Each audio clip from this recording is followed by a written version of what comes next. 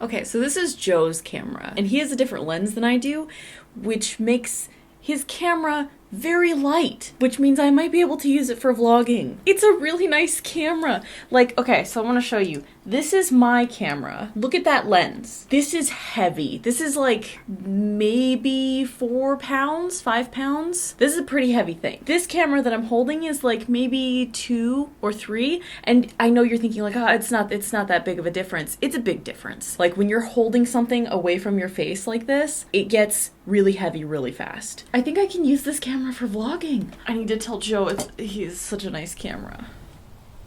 The ground is a little wet. I'm doing a little bit of gardening things. It's almost New Year's in Louisiana, but because this is a very southern state, it's very warm, which means that I can start working on garden things even though it's the middle of winter. We have a ton of these bottles because we drink a lot of these like sparkling water things, and I've been saving them so that I can use them for plant starts. What I like to do is cut them, and then it's just a nice big clear container that I can use for plant starts. I also have a bunch of like leftover things that I plan on using, but for the moment, I would prefer to just use what I have. So I asked my partner Joe to pick out some seeds the last time we were shopping, because Joe's very particular about the vegetables that they are willing to consume, and I would like to grow vegetables for the both of us, along with myself. So one of the new seeds that I got are for a container variety of cauliflower, and it's supposed to be able to grow in a 1-foot container. So I have 4 containers that are maybe a tiny bit smaller than that, and I'm gonna try and just grow 4 cauliflower this year. Brassicas are good to grow when it's colder, so now is a very good time to start leafy greens and vegetables. So just after I had finished the last video where I was planting all of those root vegetables in the box garden, a killing frost came through and basically killed what was left of the plants that were in the garden. So I had to pull the last of the okra and basil, and also the onion. The onion didn't make it either. The ground was fully frozen. It dropped down to 21 degrees for 4 straight nights. Also, the tomato plants that I have in this patio, the branches that have reached up towards the open window were fully toasted and fried, so I'm probably gonna have to trim them off. So because this is an indeterminate cherry tomato, I wanna try and keep it alive as long as I can, because I can cut off the branches and transplant it into the dirt like I did with that last one last fall. So I just want to keep it alive long enough. If I can keep it alive through the winter, then I can use cuttings to start growing tomatoes outside, and I won't have to start from seeds, which is really cool. I am a very beginner gardener. I'm having to learn all of this through online, through videos, through books, but I, like a lot of millennials, am starting to feel that I want to live in a forest cabin feeling. I really want to grow plants. I want to be connected to the earth and grow food and dress like a witch and hang crystals in my doorway, you know, be one with the earth, live on a commune with a bunch of women and lots of dogs and cats. So for now, I'm just trying to learn what I can in terms of growing food and plants so that maybe someday in the future I can fulfill that goal. Another thing that I've decided to do because I want more gardening space for 2023 is that I'm going to do a no-till bed with just a very simple border out of some wood that's just been hanging out in our backyard for like the last 2 years. But I need to cut it and screw it in place first. And then I'm gonna lay down like a layer of cardboard underneath it and just cover it with compost. And then I also have some wood planks in the garage that I wanna turn into a 4x4, 2x2. A 2x2 garden bed. A pretty small one, but like a little garden box. Eventually I would like to put a tree in it, but for now I can just use it as a nice little 2x2 garden box. Also, it's rock tumbler day. The rocks have finally finished being tumbled, and now we can see what their final polished look is going to be like. I feel like they're gonna be really small. The other thing that I'm doing today that I've wanted to do for a while is to plant poppies. I have seeds for 4 different varieties of poppies. I have California poppies, red corn poppies, bread seed poppies, and Flemish antique poppies, which I'm very excited about. They're very pretty and fluffy. Apparently, poppies are notoriously difficult to germinate, to get to start growing. And Part of the reason for that is because instead of being buried, they need to sit on top of the soil and be exposed to light and water. So I'm hoping if I just like spritz them with water every day, that'll be enough to get them to start. I don't know if I'm gonna transplant them. I just want to do a couple in each of these. I also don't know if they transplant well. It's still December. I'm still trying to figure everything out, so it's a little all over the place. I sketched out on a post-it what I think I'm going to be planting where, because this year I'm going to have access to 3 2x4 garden beds, a larger 8-foot row, and 1 2x2 garden bed, as well as all of my planters. So I'm just really hopeful that I can have a decent sized garden. I like plants. They're like babies. Also, apparently poppies love poor soil, so I'm debating just giving them topsoil instead of actual compost, because I think compost might be too rich for them. The cauliflower that I'm going to be growing in these containers is probably going to be indoors for the most part, at least through the rest of winter, so that I can make sure that they don't get any frost damage, so that it doesn't get too cold for them. And then at some point I may transition them to be outdoor plants, but I'm not entirely sure yet. So for right now, we're just going to fill up some planters and some small little seedling containers so I can try and germinate some poppies, and we'll see. Those are my 2 things that I want to do today: cauliflower and poppies. So let's go do that.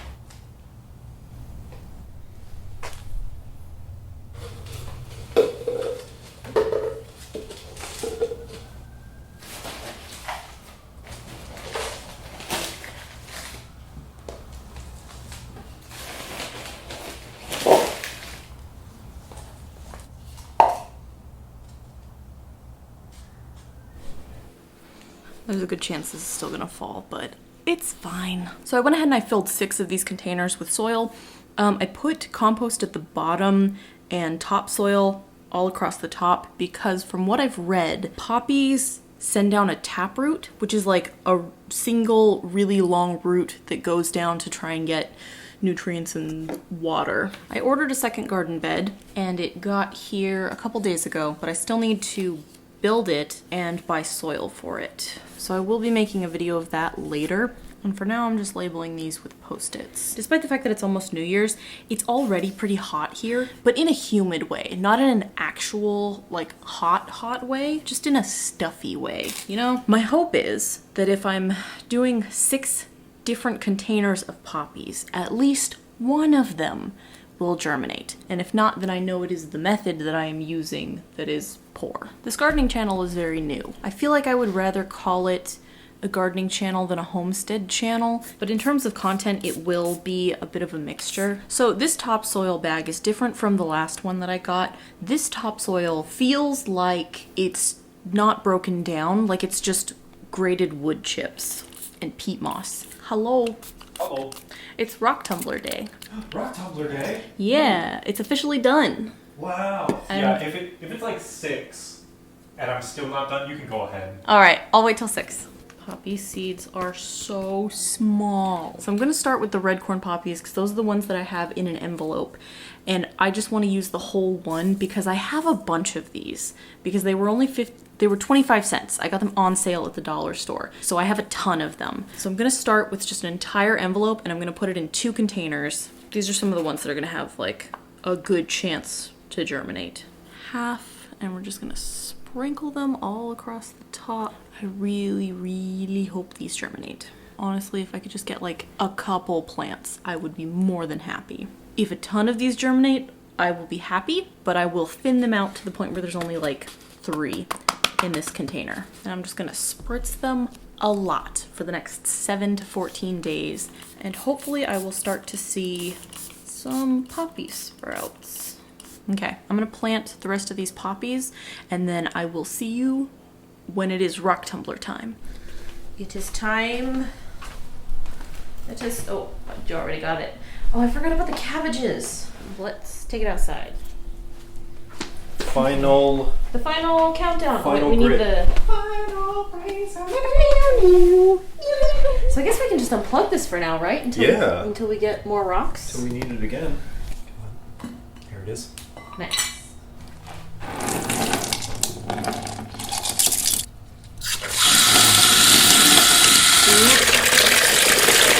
Okay, I'm gonna go lay these out. Look at that. They're so shiny. I'm probably gonna put more of the tiny ones in with my other little tiny ones in that little jar. Okay. Ooh. I like nothing now. They're so small. There were so many more rocks before. There were so many rocks before. They were so big. I think this black one as well. Like even the dullest of rocks like look pretty now. A moment of silence for all the rocks lost in the tumbler. The ones that were ground to nothing. Yeah. You gave your minerals so that these others may be shiny. Which one's my favorite? Maybe this one. Funny enough. The stripes. Wow, they got so small. You gotta get some big rocks. And you get some big rocks. Wow, it's so cool. What do you want to do with these like tiny ones? I'll probably just put them in a jar. Yeah? Yeah. Isn't that the thing? Is like people recommend not getting amethyst stones for rings because they'll turn white. I just got out of the shower. It's been like 10 days, going on 2 weeks, since I filmed the first part of this video, and I have realized that I have no faith in seeds. It doesn't matter how many times I plant things. Every time I put a seed in dirt and water it, I don't think it's going to turn into a plant. It just feels so magical and fake that you can just take this tiny grain of sand and then get it wet and put it on the ground and it will turn into a living plant. That's ridiculous. That's ridiculous to me. All of the tutorials that I read about poppies were like, they're really hard to germinate, they're really hard to get to grow. Like every single one of the seeds came up. This is after being thinned. And now I don't know what to do because it's really overcrowded and I feel bad killing all of these good, relatively healthy plants. But also I can't, this is like 100 poppies. They're not gonna live in this tiny container. I don't know what to do. All of them are like that. There's just, it's like grass, except for the Flemish antique poppy. For some reason, those ones only germinated like 2 or 3 plants, which is perfect. That's what I was expecting from all the other poppies. But the bread poppies, the red corn poppies, the California poppies, all of those just took off. And now I don't know what to do. I guess I can thin them, but it's so many plants. I'm kind of debating trying again with just 2 or 3 seeds. Given how many of these came up, I feel like poppy seeds are more reliable than I gave them credit for. On the flip side of that, the gourd seeds that I planted have not come up yet, and I feel like they're gonna take a really long time because I didn't sand them down. One of the things that you're supposed to do with gourd seeds, because the seeds are very large and the shell is very thick. So what you're supposed to do is take like a nail file or some sandpaper and sand down the edges and a good portion off of the bottom so that it can break out of that shell more easily. And that's what I usually do when it comes to gourd seeds, but for some reason this time I didn't, except for the loofah, so I feel like those are gonna be fine. But the birdhouse gourds and the bushel gourds that I planted, I might replant because I think the seeds are just gonna take a really, really long time. So I might just do like 1 of each and actually sand it down, and maybe those will actually come up. I also did a bunch more seed starts in the last week, so I'm gonna show you that really quick. So I have 4 apple melon and 4 vine peach going here on the bookshelf. Those are the poppies. I've mainly been trying to get all of the melons started, so I've got orange watermelon and then also some Hogan melons. So the cauliflower also has come up. This is an appropriate amount of seedlings. This is easy to thin. Once they start getting a little stronger, I can just pick the most viable ones and then remove the others. I forgot about this planter, and so I filled it with sage because I really like sage and I feel like sage would look really good in this. Up north, I had 4 different kinds of sage going, but down here I don't have any, so I feel like this is gonna be a really good planter for sage. And then over here, I have mouse melons, which are a type of tiny cucumber, and also yellow pear tomatoes. This is one of my family's favorite types of tomatoes. This is like their snack tomato. So I decided to plant some because I had seeds. I've planted some of the poppies in this planter along with a bunch of corn. Corn seeds lose their viability really quickly, so I just kind of wanted to see if any of these corn seeds were viable and then also plant some of the extra poppies in here. So for now, this is just kind of a mishmash planter. This is one that I had corn in, but it died because I left it outside. And then this is red Russian kale. It's getting there. It's getting bigger. Also, all of those root vegetables that I planted in the garden box, those started coming up. So we're gonna go look at that as well. Can we make it? The ground is very wet. This area always floods, and I'm not sure what to do about it. That's the wood that I was talking about that was lying around in the backyard, so I want to grow something in that area. And then here, you can see all of the little seeds that came up. So these are all radish seedlings. I'm going to have to thin them out. An interesting thing, if you look towards the roots, you can tell what type of radish it is. There we go, that's a good example. So if you look at this one, the stalk is white, and this one has a pink stalk. So most likely this is a daikon radish, and this is a Spanish radish. These little stringy ones are spinach. That is a carrot.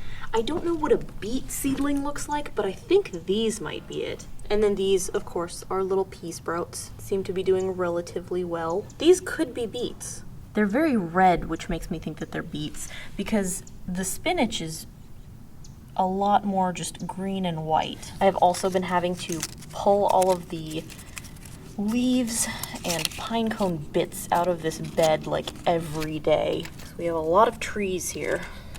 Also, I think a squirrel is hiding something in here because every morning I come out and there's like a little hole right here. Maybe it's a crawdad, but I feel like it might be a squirrel. But that is currently what's going on in our backyard. I'm just getting ready for the growing season. I'm very excited. That's all I have for you today. Thank you for hanging out with me. Hopefully I will see you later. Goodbye.